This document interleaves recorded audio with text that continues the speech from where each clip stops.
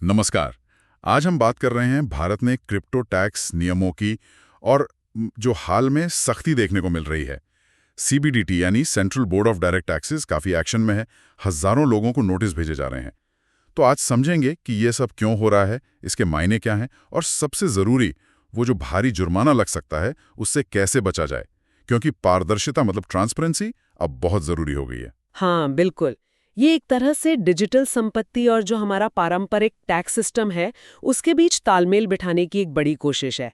सरकार साफ कह रही है कि भाई क्रिप्टो की कमाई छुपाई नहीं जा सकती, पारदर्शिता दिखानी ही पड़ेगी। अच्छा, तो दिक्कत कहाँ आ रही है असल में? मतलब लोग क्या गलती कर रहे हैं?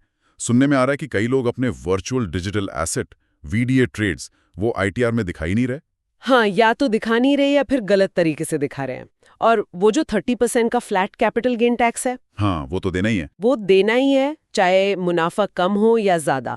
और एक आम गलती जो बहुत लोग करें वो है कॉस्ट इन्फ्लेशन इंडेक्सेशन क्लेम करना। अच्छा, मतलब महंगाई के हिसाब से खरीद की कीमत बढ़ा कर दिखाना। जी, जिसकी इजाजत क्रिप्टो में है ही नहीं।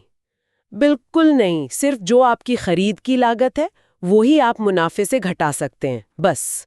और ये भी याद रखना जरूरी है कि क्रिप्टो में अगर नुकसान हुआ तो उसे आप किसी दूसरी इनकम जैसे सैलरी या बिजनेस इनकम उसके खिलाफ एडजस्ट नहीं कर सकते। ये जरूरी बात है।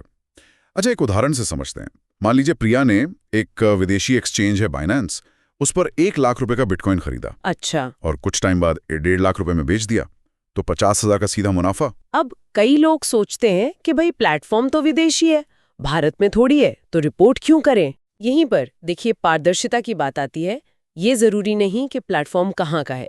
आप चाहे वजीरेक्स जैसे इंडियन एक्सचेंज पर ट्रेड करें या कॉइनबेस जैसे विदेशी एक्सचेंज पर या फिर मेटामास्क जैसे P2P वॉलेट से, मुनाफा हुआ है तो रिपोर्ट करना ही होगा। अच्छा। तो प्रिया के केस में 50,000 रुपए के मुनाफे पर सीधा 30% टैक्स, मतलब 15,000 रुपए। और हाँ, अगर ट्रांजैक्शन की वैल्यू एक सीमा से ज्यादा है तो 1% TDS भी कटता है, वो अलग। तो प्लेटफॉर्म कोई भी हो, जिम्मेदारी निवेशक की है। बिल्कुल, टैक्स की जिम्मेदारी आपकी है। और मान लीजिए किसी को एयर ड्रॉप में मुफ्त टोकन मिल गए, हाँ, जैसे राज को मिले, उसका क्या? देखिए अगर राज उन मुफ्त मिले टोकन्स को बेचता है और उसे बेचने पर मुनाफा होता है, हाँ। तो वो मुनाफा भी पूरी तरह टैक्सेबल है। 30% टैक्स उस पर भी लगेगा। क्रिप्टो आपको कैसे मिला इससे फर्क नहीं पड़ता। एयर ड्रॉप हो, माइनिंग हो, ट्रेडिंग हो, मुनाफा हुआ तो टैक्स देना है। सब कुछ पारदर्शिता के दायरे में है। अच्छा, अब ये विदेशी एक्सचेंजों की बात चली तो एक आंकड़ा सामने आया था कि दिसंबर 2023 से अक्टूबर 2024 के बीच भारतीयों ने करीब 2.63 ट्रिलियन, मतलब बहुत बड़ी रकम है ये, इतने का ट्रेड किया ऑफशोर प्लेटफॉर्म्स पर। क्या सीबीडीटी सच में इन विदेशी ट्रेड्स को पकड़ पा रहा है? कई लोगों को लगता है ये मुश्किल होगा। ये एक बहुत बड़ी गलत फहमी है कि विदेशी प्लेटफॉर्म पर ट्रेड किया तो बच गए। सीबीडीटी अब पहले से कहीं ज्यादा सक्षम है। उनके पास एडवांस्ड डेटा एनालिटिक्स टूल्स हैं और दूसरे देशों के साथ जो टैक्स संधियां हैं उनके तहत जानकारी का आदान प्रदान भी हो रहा है। अच्छा। तो वो इन विदेशी लेनदेनों पर भी पूरी नजर रख रहे हैं। छुपना अब आप कह सकते हैं लगभग नामुमकिन सा होता जा रहा है। और अगर कोई पकड़ा गया तो क्या होगा? नतीजे क्या हैं? देखिए, नतीजे काफी गंभीर हो सकते हैं। जो मुनाफा छुपाया है उस पर टैक्स तो देना ही पड़ेगा, वो 30%। उसके ऊपर 70% तक का भारी जुर्माना लग सकता है। 70%? क्वेश्चन भी हो सकता है। बाप रे! मतलब प्रिया का जो 15,000 का टैक्स था, वो जुर्माना और ब्याज मिलाकर 25,500 या उससे भी ज्यादा बन सकता है। बिल्कुल आसानी से बन सकता है। तो जोखिम लेना समझदारी नहीं है। सही कहा।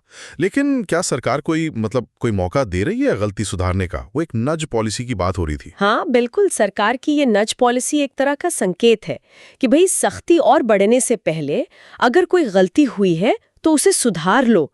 अगर किसी को नोटिस मिला है या उन्हें खुद लगता है कि पिछले सालों में वीडीए इनकम रिपोर्ट करना भूल गए या कम रिपोर्ट की है, तो वो अपडेटेड आईटीआर फाइल कर सकते हैं। इसमें अपनी सारी वीडीए इनकम का सही खुलासा करें और जो भी 30% टैक्स और ब्याज बनता है वो चुका दे। अच्छा, तो ये एक रास्ता है। हाँ, ये पारदर्शिता दिखाने और उस भारी जुर्माने से बचने का एक मौका है। जैसे आपने अर्जुन का P2P ट्रेड का उदाहरण सोचा था, अगर उसने रिपोर्ट नहीं किया तो वो अब अपडेटेड रिटर्न भरकर अपनी गलती ठीक कर सकता है। तो निचोड़ यही है कि पारदर्शिता जरूरी है। पूरी ईमानदारी से अपनी सारी वीडिया इनकम, चाहे वजीरेक्स से हो, बाइनेंस से हो या P2P वॉलेट से, ITR में दिखाइए। और हर लेन देन का रिकॉर्ड रखना बहुत ज़रूरी है ना? खरीद, बिक्री, एयर ड्रॉप, सब कुछ। बिल्कुल, रिकॉर्ड्स बहुत महत्वपूर्ण है। और अगर ज़रा सा भी शक हो तो किसी टैक्स प्रोफेशनल से सलाह लेना ही बेहतर है। एकदम सही। और आखिर में एक बात सोचने वाली है, जैसे जैसे ये डिजिटल दुनिया बढ़ रही है, वित्तीय पारदर्शिता की अहमियत और बढ़ती जाएगी। टैक्स अथॉरिटीज की नज़र अब सब जगह है और वो और पैनी नहीं होगी। तो भविष्य में हो सकता है हम क्रिप्टो टैक्स को लेकर दुनिया भर में और ज्यादा एकरूपता देखें। और इस पे सोचने के लिए एक सवाल छोड़ जाते हैं।